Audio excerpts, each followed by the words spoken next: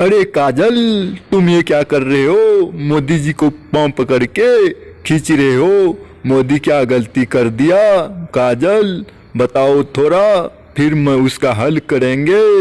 खेसारी भैया, आपको पता नहीं, मोदी ने कड़वा तेल 200 रुपया लीटर कर दी। हमको तेल अभी पैसा नहीं उतना, मैं मोदी जी को गोर पकड़ के उठा करके फेंकने के लिए मन करता है खेसारी जी।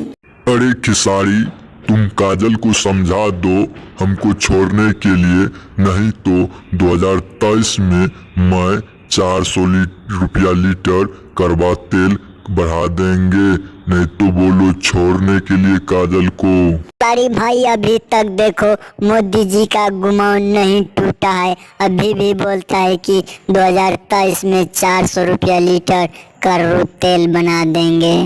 दोस्तों, ऐसे ऐसे कॉमेडी वीडियो देखने के लिए टीके फनी वीडियो चैनल को सब्सक्राइब करके बेल घंटी को दबाएं।